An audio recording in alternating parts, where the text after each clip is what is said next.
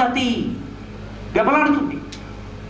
విఘ్నేశ్వరుడు ఇందాక మీతో చెప్పా, వినాయకుడు. ఆయన పైన నాయకుడు లేనివాడు, అంత గొప్పవాడు. అంత గొప్పవాడైనా ఆయనకు ఒక లక్షణం ఉంది. ఏమిటో తెలుసా ఆయన లక్షణం? ఆయన తండ్రిని విడిచి ఉంటాడు. కుమారస్వామికి ఒక లక్షణం ఉంది, తండ్రిని విడిచి దూరంగా వెళుతుంటాడు. అందుకే స్వామి మలై అని వేరే కొండకి కూర్చుంటుంటాడు. విఘ్నేశ్వరుడికి అలా లేదు. ఆయన దగ్గర ఒక లక్షణం ఉంది, ఆయన ఎప్పుడూ నాన్నగారు నాతో ఉండాలంటుంటాడు. కాదు, నాన్నగారు నాతో ఉండాలి కాదు, నాన్నగారితో నేను ఉంటాను. నాన్నగారు ఎక్కడ ఉంటే అక్కడ ఉంటాను, నాన్నగారిని వదిలి ఉండలేను. నాన్నగారితో అన్నం తింటాను, నాన్నగారితో కలిసి ఉంటాను. అందుకే హేరంబుడు అని పేరు. ఇంత సమర్థుడై, ఇంత గొప్పవాడై, తండ్రి ఇలా లేస్తే నాన్నగారండి ఎక్కడికి వెళ్ళాలి అంటాడు. తండ్రి కూర్చుంటానంటే కుర్చీ వేస్తాడు, నాన్నగారు పడుకుంటే కాళ్ళు పడతాడు. మీరు నాకు ఒక్కటి చెప్పండి, ఒక వయసు వచ్చిన తర్వాత తండ్రికి సంతోషం ఏమిటి? కొడుకే. అందుకే నందనం. అమ్మకి సంతోషం ఏంటి? తన సంతోషం ఇంకా వేరే ఉండదు. తన కడుపున పుట్టిన కొడుకు వలన ఆనందాన్ని పొందుతున్న భర్తని చూసుకుని సంతోషిస్తుంది. ఎందుకంటే ఎప్పుడూ పతివ్రతగానే నిలబడుతుంది ఆమె. ఇప్పుడు ఆమె ఆనందమునకు తాను ఎలా కారకుడయ్యాడు? తండ్రి శాంతికి కారకుడై. వాడు వచ్చి నాన్నగారండి అని కాళ్ళు పడుతూ, నాన్నగారండి మీరు ఆ పద్యం చదివేవారు, అది ఏంటి నాన్నగారండి ఆ పద్యం అని సగం చదివాడు. తండ్రికి ఎంత సంతోషంగా ఉంటుంది ఆ పద్యాన్ని పూరించడంలో.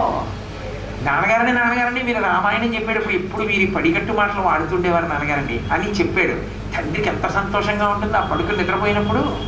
ఇప్పుడు తండ్రి సంతోషానికి కారణమైంది తాను పట్టేది కాళ్ళు. ఆవిడ పెద్దదైపోయింది. అమ్మా నీకు నాన్నగారికి కాళ్ళు పట్టి పడుకుంటానమ్మా అని కాసేపు కాళ్ళు పట్టి మంచి మాటలు చెప్పి పడుకున్నాడు. ఇప్పుడు ఆవిడ ఎంత సంతోషంగా పడుకుంటుందంటే మీకింత మంచి కొడుకుని కనిచ్చానట్టు. ఇప్పుడు ఆమె సంతోషానికి కారణం ఆయనకి అనుకూలుడు కొడుకు కావడం. హేరంబహ అన్న మాటకు అర్థం అది. 16 నామాలలో విఘ్నేశ్వరుడికి ఒక నామం. ఎప్పుడూ పరమశివునితోనే ఉంటాడు, తండ్రితో కలిసి ఉంటాడు. అలా ఉండే లక్షణం ఉన్నవాడు కాబట్టి పార్వతీదేవికి ఆయన్ని చూస్తే సంతోషం, అందుకని విచ్చుకుంటుంది తప్ప ఆవిడ ముఖపద్మాన్ని వికసింపజేయడానికి బయట సూర్యుడి అవసరం కూడా లేదు, ఆయన కూడా చేయలేడు.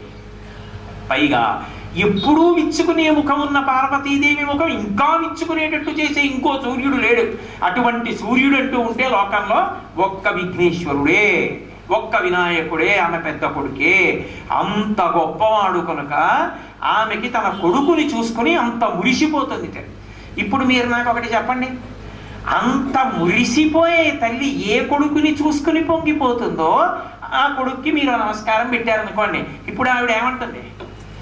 వాళ్ళు మా అబ్బాయి కాళ్ళు ఎంత పట్టుకుంటారో, ఆ త్రివేణి సంగం అపార్ట్మెంట్ వాళ్ళు ప్రతి ఏడాది మా అబ్బాయికి ఉత్సవాలు చేస్తారు, వాళ్ళ అక్కడ ఉన్న వాళ్ళందరూ 5వ తనం నేను కాపాడద్దు అంటుందా? అందా ఆవిడ? కాపాడుతుంది ఆవిడ. అందరినీ చక్కగా పెళ్ళిళ్ళు పేరంటాలు వాళ్ళు వృద్ధిలోకి వచ్చేట్టు నేను చెయ్యొద్దు అంటుందా? అంటుంది ఆవిడ. ఎందుకని? అంత ప్రయోజకుడైన కొడుకుని ఎవరు చూశారో వాళ్ళని చూసి తల్లి సంతోషిస్తుంది, ఆయనకి చేసిన సేవని చూసి తండ్రి సంతోషిస్తారు. ఇప్పుడు పార్వతీ పరమేశ్వరుల ప్రీతికి మీరేం చెయ్యాలి? వాళ్ళకి అభిషేకాలు పూజలు అక్కర్లేదు, ఈయనకి చేస్తే చాలు. అది దాని అర్థం. అగజానన పద్మార్కం అన్న మాటలో ఉన్నటువంటి పరమ హృదయం అది. అగజానన పద్మార్కం గజాననం అహర్నిశం. గజాననం అహర్నిశం. అహర్నిశం గజాననాన్ని నేను ఉపాసన చేస్తాను. అహర్నిశం అంటే అహం అంటే పగలు, నిశం అంటే రాత్రి. పగలు రాత్రి కూడా నేను ఆయనకు నమస్కరించుచున్నాను. పగలు రాత్రి అంటే ప్రవేశే నిర్గమే తథా. రోజు ఉదయం నిద్ర లేవగానే ఎప్పుడైనా చూసేటటువంటిది మంగళప్రదమైనటువంటి దాన్ని చూసి నిద్ర లేవాలి. మంగళప్రదం కాని వస్తువుని చూసి లేవకూడదు. అందుకే ఇంట్లో నిద్ర లేచి లేవగానే కన్ను ఇలా విప్పగానే కనపడవలసినటువంటి మంగళప్రదమైనటువంటి వాటిగా చెప్పబడినది విఘ్నేశ్వరుడు. ఎందుకనో తెలుసా? ఏనుగు ముఖంతో ఉంటాడు. ఏ వెర్రివాడై అలా పుట్టలేదు ఆయన. ఏదో అర్థం పర్థం లేని కథలని ఇప్పుడు నేను మళ్ళీ ఆ వినాయక వ్రత కథలను ఇక్కడ పెడతాను. కానీ ఆయన మంగళప్రదమైన ముఖంతో ఉంటాడు. అందుకని సుముఖశ్చైకదంతశ్చ కపిలో గజకర్ణకః, మంచి ముఖం ఉన్నవాడు. ఎందుకని? ఏనుగు కుంభస్థలానికి ఓ లక్షణం ఉంది. అది 5 లక్ష్మీ స్థానాలలో ఏనుగు కుంభస్థలం ఒకటి. కాబట్టి ఇప్పుడు ఆయన ముఖం వంక చూస్తే లక్ష్మీ స్థానం వంక చూసినట్టు, ఆయన ముఖం వంక చూస్తే విఘ్నములన్నీ తొలగిపోతాయి, ఆయన ముఖం వంక చూస్తే అందరూ సంతోషంగా ఉంటారు ఇంట్లో. కాబట్టి ఎవరి ముఖం వంక నిద్ర లేవగానే చూడాలి. ఇవాళ ఏం కర్మో ఏమిటో ఎవరి ముఖం చూశానో అంటాడు. అంటే మంగళప్రదమైన ముఖాన్ని నేను చూడలేదు అని. లోకంలో మంగళప్రదమైన ముఖము విఘ్నేశ్వర ముఖమే. కాబట్టి అంత మంగళప్రదమైన ముఖం, ఆ ముఖం ఆదిశక్తి అయిన పార్వతీదేవికి పరమశివుడికి కూడా సంతోషాన్ని కల్పించగలిగిన ముఖం. కాబట్టి అటువంటి ముఖం ఉన్నదే దాన్ని అహర్నిశం, పగలు రాత్రి కూడా ఉపాసన చేయుచున్నాను. దాని అర్థం నిద్ర లేవగానే ఆయన వంక చూస్తున్నాను, ఎక్కడికన్నా వెడుతుంటే ఆయనోసారి స్మరిస్తున్నాను, రాత్రి పడుకోబోయే ముందు కూడా ఒక్కసారి ఆయన ముఖం గురించి ఊహ చేస్తూ ఆయన ఒక్కొక్కసారి అలా చూస్తూ పడుకుంటున్నాను. అహర్నిశం. ఇప్పుడు ఆయన ఏం చేస్తాడు? అనేక దంతం భక్తానాం అంటూ ఉంటాం. అది పెద్ద దోషమని నేనేమన్నాను, కానీ కొంచెం విడదీసి చదువుకుంటే బాగా అర్థం అవుతుందంటే. అనేకదం అంటే ఏదో అలా చూస్తే ఒకటే ఇస్తాను కాదు, ఉపాసన సిద్ధి కల్పిస్తాడు. అది సిద్ధి బుద్ధి అన్న మాటకు అర్థం. ఇక్కడ మనం ఈ లోకంలో సంతోషంగా ఉండడం దగ్గర నుంచి మనుష్య జన్మ యొక్క పరమ ప్రయోజనమైనటువంటి మోక్ష సిద్ధి వరకు ఎప్పుడెప్పుడు ఎక్కడెక్కడ ఎంతంత పండాలో అలా చెయ్యగలిగిన వాడు ఆయనొక్కడే.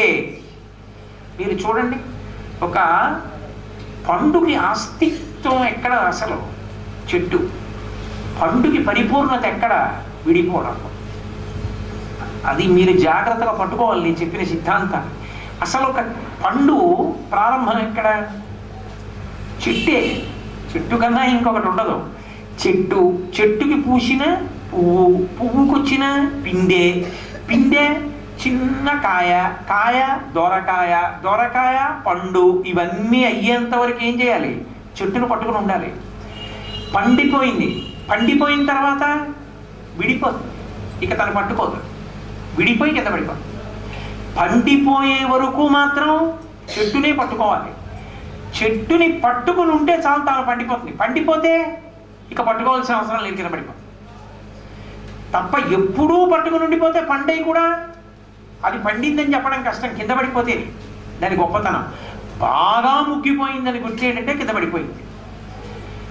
అసలు భగవంతుడి కన్నా భిన్నం కాకుండా భగవంతుడిలోంచి వచ్చి భగవంతుని యందు సముద్రంలో కెరటంలా ఉన్న మనం ఉపాసనలో ఎదిగి పండిపోయి చివరికి ఆయన నుండి వేరైపోయి కింద పడిపోవడం కాదు, లోపల ఉన్నదంతా తీపితనం అయిపోవాలి, మాధుర్యం అయిపోవాలి. మామిడి కాయగా పులుపు, పండిపోతే తీపి. ఆఖరికి మీరు చూడండి, లోకంలో కొన్ని కాయలు ఉంటాయి, అవి ప్రారంభంలో కొంచెం చేదుగా ఉంటాయి. మీకు అంతవరకు ఎందుకు? వేపకాయ చూడండి, వేపకాయ నోట్లో పెట్టుకోండి, చేదు. వేప పండు బాగా ముగ్గి కింద పడింది తీసి నాలుగుకి రాసుకోవడం తీయగా ఉంటుంది, అంత తీపి. తాటి పండు అసలు సరే, అది మొదట్లో అంత గట్టిగా ఉంటుంది. ముంజికాయగా ఉన్నప్పుడు మీరు దాన్ని తీస్తే అసలు ఎవడు దాన్ని ఏం బదలగొట్టడం, అంటే ఏదో వేలుతో విప్పడం చేయలేడు. తాటి పండు పండనివ్వండి, మీరు ఇంట్లో పెట్టుకోలేరు, దాచలేరు, పనసపండులాగే. అసలు లోపల ఉన్నది బంగారమేమో అనిపిస్తుంది, అలా ముద్దయిపోతుంది. అయిపోయి మీరు ఇలా అంటే ఆ తొక్క విడిపోతుంది, తనంత తాను బద్దలైపోయి లోపల నుంచి కనపడుతుంది గుజ్జు. ఈ జీవితాన్ని పండించగలిగిన వాళ్ళు ఈ ఆరుగురిదే ప్రధాన పూజ. అందుకని షణ్మత స్థాపనాచార్య అయ్యారు శంకర భగవత్పాలు. అంతేగాని ప్రతివాడిని పట్టుకుని అదే పూజ అని కూర్చుంటే జీవితాలు పాడవుతాయి. ఎవరిని పట్టుకోవాలో వాళ్ళని పట్టుకోవాలా, పట్టుకునేటట్టు చెప్పి దారి చూపించేవాడెవరో ఈయన. ఆంధ్రదేశానికి ఇప్పుడు అవసరం మరీ వచ్చింది, ఆయన అవసరం. కాబట్టి వినాయక పూజ చేస్తే దారి చూపించి నడిపించగలిగినటువంటి వాడు దొరుకుతాడు. అటువంటి మహానుభావుడైనటువంటి విఘ్నేశ్వరుడికి ఒక లక్షణం ఉంది. ఆయన ఎంత గొప్పవాడో తెలుసుకోవాలి అంటే మనసు నిలబడడము అని ఒక మాట ఉంటుంది కదా. నమస్కారం పెట్టడానికి కారణం ఏమిటంటే గౌరవం. గౌరవం ఎందుకు ఏర్పడుతుంది? మీ మనసు కారణం. ఆయనలో ఈ విభూతి ఉంది, ఆయనలో ఈ శక్తి ఉంది అని మీకు అర్థమైందనుకోండి, అరే మనకన్నా ఆయన గొప్పవాడు, ఆ విషయంలో నమస్కారం పెట్టాలనిపిస్తుంది. బలవంతంగా నమస్కారాలు ఎందుకు? అర్థం లేదా నమస్కారాలకి? తెలిసి గౌరవించాలి, అంతేకాని తెలియకుండా గౌరవించడం అసలు సాధ్యం కాదు. ఇప్పుడు మీరు నాకు నమస్కారం పెట్టారనుకోండి, ఏదో ఆయన భగవంతుడి గురించి చెప్తూ ఉంటాడు రా పాపం అని ఓ నమస్కారం పెట్టారనుకోండి, అర్థం ఉంది. ఏమీ లేకుండా ఆయన కోటేశ్వర నమస్కారం పెట్టంటే ఎందుకు ఆయన పెట్టడం, ఎందుకు నేను పుచ్చుకోవడం, ఎందుకు అని అర్థం ఉందా దానికి? ఎక్కడ గౌరవం ఉన్నదో అక్కడ నమస్కారం ఉంటుంది. విఘ్నేశ్వరుడికి నమస్కారం పెట్టి తీరాలి. ఆదౌ పూజ్యో గణాధిప, మొదటి పూజ అయింది. అలా మొదటి పూజ పొందడానికి ఆయన ఎంత శక్తివంతుడై ఉంటాడు ఒక్క మనకేనా, ఇంకేమైనా ఉందా ఆయన గొప్పతనం అంటే? ఆయన గొప్పతనాన్ని చెప్పే శ్లోకం ఒకటి. ఎంత గొప్పవాడు అంటే మొదటి అక్షరంతో ప్రారంభించారు దాన్ని. మొదటి పూజ పొందవలసిన వాడు కదూ, అందుకని అక్షరాలలో మొదటి అక్షరం ఏదో ఆ అక్షరంతోనే ఆయన మీద శ్లోకాన్ని కూడా మొదలుపెట్టారు. అగజానన పద్మార్కం గజానన మహర్నిశం అనేకదం తం భక్తానాం ఏకదం తముపాస్మహే అని. ఉపాస్మహే ఇందాక చెప్పాను కదా, ఉపాస్మహే అంటే ఉపాసన చేయుట కొరకు నేను నమస్కరించుచున్నాను. ఎవరికి? అగజానన పద్మార్కం. అగజానన అంటే ఎవరంటే గమించునది అని ఒక మాట సంస్కృతంలో. గమించుట అంటే కదలుట అని. అన్నీ కదులుతాయి. కదలకూడనిది, కదలలేనిది ఒకటి ఉంది, అది కొండ. అందుకని కదలదు కాబట్టి ఆ గజ, కొండకు ఆ పేరుంది. గమించే శక్తి లేనిది అని, కదలనిది. అటువంటి అగ, అగ అంటే కదలనిది. జ ఆ కొండకు పుట్టినది అంటే పర్వత చూలి, పర్వతానికి పుట్టినది పార్వతీదేవి. ఆ గజ అన్న మాటకు అర్థం ఏంటంటే పార్వతీదేవి. అగము అంటే కదలనిది, జ పుట్టినది. సంస్కృతంలో జ అన్న అక్షరం ఒక్కటి వేస్తే పుట్టినది అని గుర్తు. సంస్కృతంలో ప్రతి అక్షరానికి కూడా అర్థం ఉంటుంది. నీరజ అన్నాను అనుకోండి, నీటిలోంచి పుట్టినది పువ్వు. పద్మజ పద్మము నుండి పుట్టినది లక్ష్మీదేవి. మనసిజ మనస్సులోంచి పుట్టినవాడు మన్మధుడు. జ అంటే పుట్టినది అని గుర్తు సంస్కృతంలో. ఆ గ జ కొండకు పుట్టినది. కొండకు పుట్టినది ఎవరు? కొండ అంటే పర్వతం, పర్వతానికి పుట్టినది పార్వతీదేవి. అగజ ఆనన, ఆనన అంటే ముఖం. ఆనన పద్మ, పద్మం లాంటి ముఖం ఉన్నది.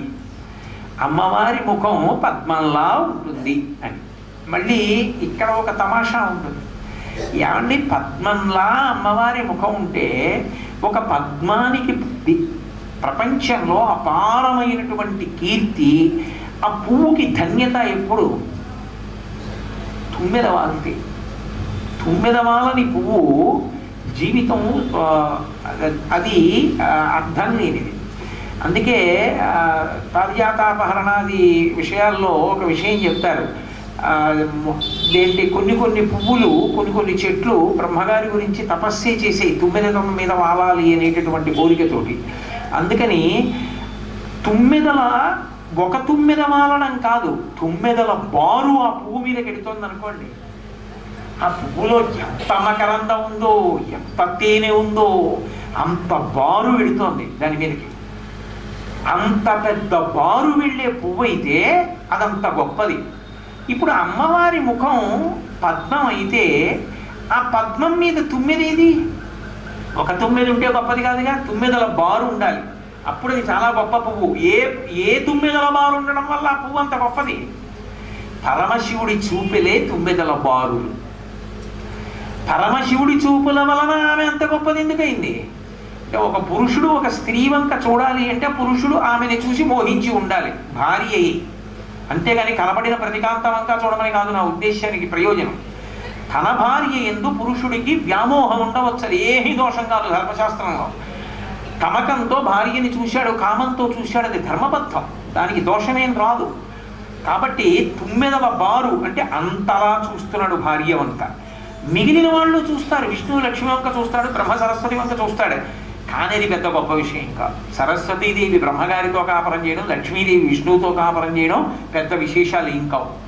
తెల్లవారు లేస్తే బాలభోగం దగ్గర నుంచి సాయంకాలం ఏకాంత సేవ వరకు మధ్యలో ఎన్ని ఉత్సవాలు, ఇవి చాలా అన్నట్లు సాలకట్ల బ్రహ్మోత్సవాలు, అశ్వీజమాస బ్రహ్మోత్సవాలు, అలాంటి వాటితో కాపరం పెద్ద గొప్పే ఉంది. ఇక హాయిగా 4 ముఖాలతోటి వేదం చెప్పేవాడి పక్కన వీణ వాయిస్తూ పద్మంలో కూర్చోవడానికి పెద్ద కష్టమే ఉంది. మా తల్లి అలా కాదు, ఆయన లోకాన్ని ఉద్ధరించడానికి వల్లకాట్లో ఉంటానంటే వెళ్ళి ఆయనతో పాటు ఉంటుంది. ఇక్కడ అన్నం వండలేదంటే ఏమీ అంటూ పక్కింటికి వెళ్ళి భవత భిక్షాందేహి అంటాడు. ఒక్కనాడు మెడలో ఓ బంగారు హారం వేసుకుందామన్న కోరిక కూడా ఉండదంత పరమ వైరాగ్యంతో ఉంటాడు. అసలు లోకంలో పురుషుడు స్త్రీని ఎందుకు పొందుతాడంటే కామం ఉంది కాబట్టి, దాన్ని ధర్మంతో ముడేసుకోవడానికి భార్యని పొందుతాడు. ఆయన కాముణ్ణి కాల్చేశాడు. కాముణ్ణి కాల్చేసినటువంటి పరమశివుడు తన ముఖం వంక తుమ్మెదల బారుల్లా చూసేటట్టు చేసుకోగలిగిందంటే అది ఆవిడ గొప్పతనం. అంతకన్నా గొప్పతనం ఉన్న ఇల్లాలు ఎక్కడుంది లోకంలో? అది అగజానన పద్మ అన్న మాటలో అర్థం. అంత గొప్పదయా తల్లి. అటువంటి పద్మం, ఆ తల్లి ముఖం విప్పారిపోవడం అన్నది ఉండదుట. పద్మానికి ఒక లక్షణం ఉంటుంది, అది ఇలా మొగ్గగా ఉంటుంది. మీరు ఎప్పుడైనా చూశారో లేదో, తెల్లవారకట రైల్లో అంటే అదే పనిగా పడుకుంటుపోకూడదు బెర్త్ మీద, కాస్త ఏదో కిటికీ దగ్గర సీట్లో కూర్చుని అనుభవించడం నేర్చుకోవాలి అవకాశాన్ని చూసి. తెల్లవారుజామున కూర్చుంటే రాత్రిపూట కూడా 9:30 అయ్యేటప్పటికి అదే ప్రయోజనంగా ఇంట్లో మినపరొట్టి తినేసి బెత్తెక్కర్లేదు. సైడ్ లోయ దొరికితే అదో అదృష్టం. కాసేపు కూర్చుంటే అసలు చీకట్లో అనుభవించవలసినవి కొన్ని ఉంటాయి. రెల్లు పొదలు కనపడతాయి రాత్రులు. రెల్లు పొదలు చూడాలి. వెండితో చేసినటువంటివి ఏవో అమర్చాడా ఈశ్వరుడు అన్నట్టు ఉంటుంది. మనం పౌర్ణమి నాటి ప్రయాణంలో చంద్రకిరణాలు పడుతూ రెల్లు దుబ్బులు చూస్తూ వెళుతూ ఉంటే ఇంత అందం ఉందా ప్రకృతిలో అనిపిస్తుంది ప్రయాణంలో. అలాగే తెల్లవారకట్ట మీరు ప్రయాణం చేస్తున్నప్పుడు చూస్తే ఇలా మొగ్గలు ఇలా ఉంటాయి. ఇలా ఉన్న మొగ్గలు సూర్యకిరణం ఇలా పడుతూ ఉంటే బాలసూర్యుని కిరణం పడడం మొదలవగానే ఇలా విచ్చుకుంటాయి.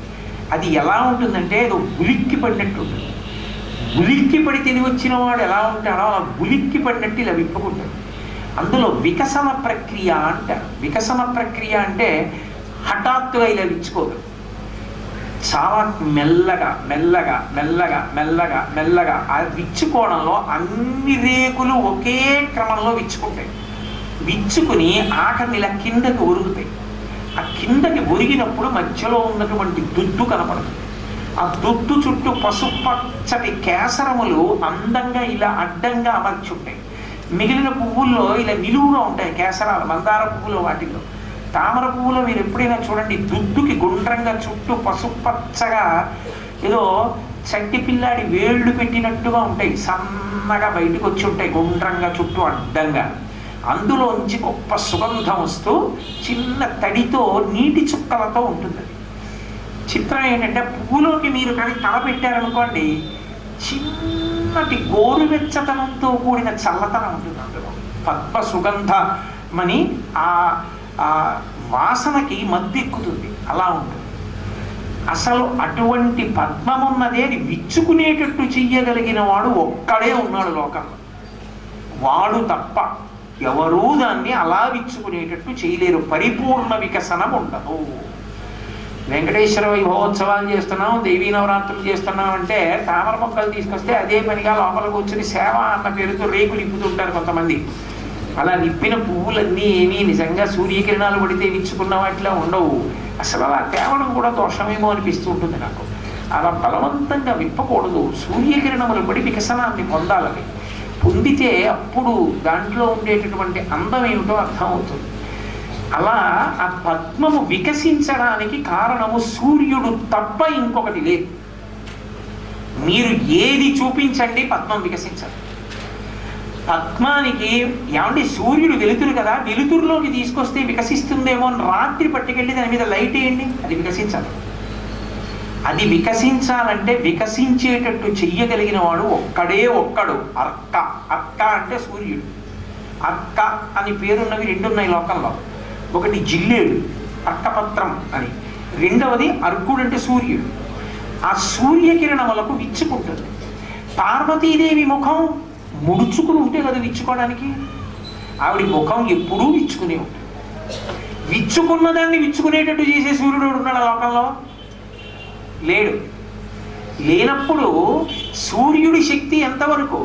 ఒక ముడుచుకున్న పద్మాన్ని విచ్చుకునేటట్టు చేయడం వరకు. ఒకసారి వికసించిన పద్మం ముడుచుకుంటే మరునాడు సూర్యుడు వచ్చినా వికసించాలి, వడిలిపోతుంది అంతే. పైగా అప్పుడు దానికి శత్రువు ఎవరో తెలుసా? ఏనుగు. ఒకసారి వికసించిన పద్మం కానీ ముడుచుకుంటే దానికి శత్రువు ఎవరు అంటే ఏనుగి. ఎందుకంటారేమో, సాయంకాలం పూట నీళ్లు తాగుతాయి ఏనుగులు, దానికి అదో లక్షణం. అది గుంపులు గుంపులుగా వస్తాయి. అందుకే కదా గజేంద్రమోక్షణంలో చీకటి పడ్డాక వస్తాయి ప్రదోష వేళలో. వచ్చి నీళ్లు తాగేటప్పుడు ఏం చేస్తాయంటే వాటికి సరదా ఆ ముడుచుకున్నటువంటి పద్మాలు వాటిని తీసి ఆ తొండంతో పెరిగి ఒడ్డున పడేసి కాలుతో తొక్కుతాయి, పద్మాలని తొక్కుతాయి. అందుకే తుమ్మెద యొక్క మరణం ఎక్కడ ఉంటుంది అంటే ఏనుగు కాలు కింద ఉంటుంది. తుమ్మెద పద్మంలో వాలి ఆ తేనె తాగుతూ పడుకుంటుంది, చీకటి పడుతుంది, పద్మం ముడుచుకుంటుంది. దీనికి బయటికి రావడం తెలియక ఆ ముడుచుకున్న పద్మంలోంచి పైకి రాలేక కొట్టుకుంటుంటుంది. ఏనుగు వచ్చి పద్మాన్ని పీకేసి కింద పడేసి తొక్కేస్తుంది. ఏనుగు కాలు కింద పడి పద్మంలో ఉన్న తుమ్మెద మరణిస్తుంది.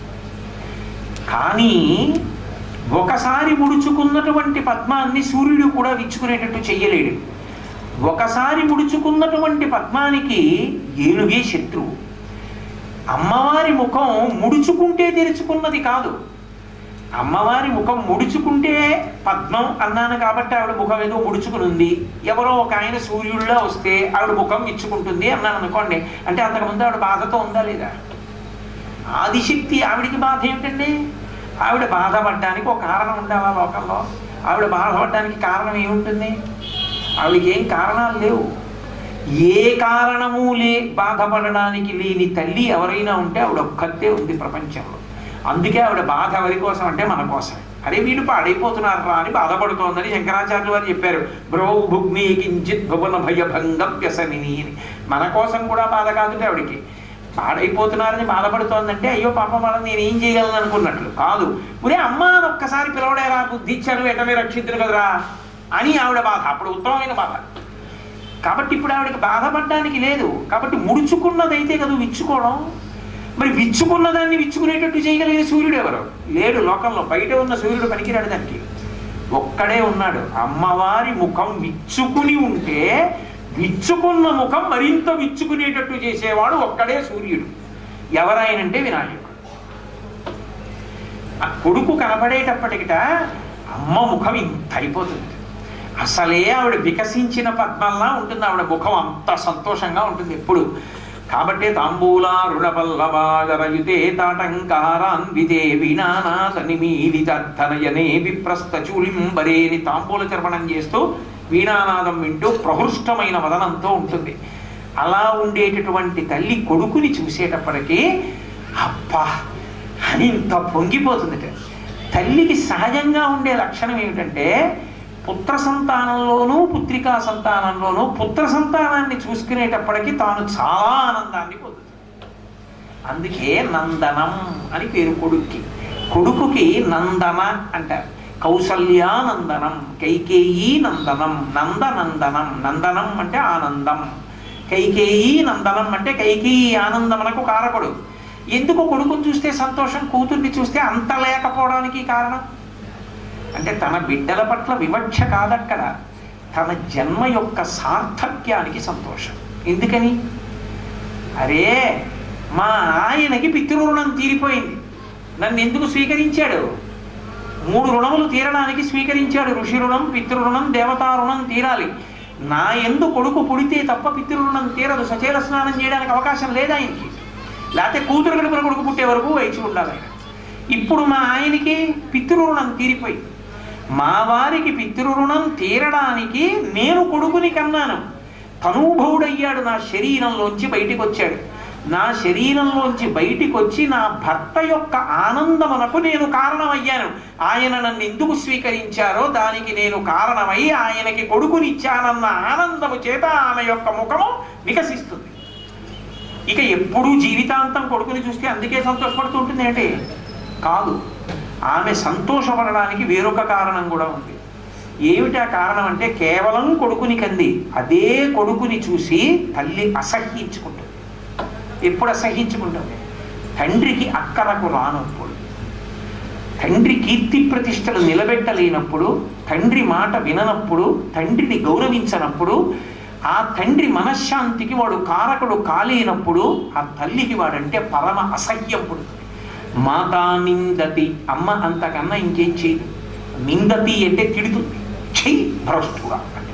ఎందుకు? వాడు సంపాదించుకోలేదని కాదు, వాడు ఉద్యోగం చేసుకోవట్లేదని కాదు, వాడు ఇళ్ళు కట్టలేదని, మేడలు కట్టలేదని, వాహనాలు లేవని కాదు. అమ్మ ఎందుకు తిడుతుందంటే, నువ్వు పుట్టిన నాడు ఎంత సంతోషించాడో తెలుసా మీ నాన్న? నువ్వు పుట్టాలని నన్ను పొందాడు. పుట్టి నువ్వేం చేశావు? ఆయన శాంతికి ఏం కారణమయ్యావు? ఇది తెలియని నువ్వు ఆయన శాంతికి కారణము కాలేనప్పుడు నిన్ను చూసి నేను ఎందుకు సంతోషిస్తానురా? ఆయన అశాంతికి నువ్వు కారణమవుతున్నావు, ఆయన బాధపడడానికి నువ్వు కారణమవుతున్నావు. నీలాంటి భ్రష్టుడిని కన్నానని బాధపడుతుంది అమ్మ.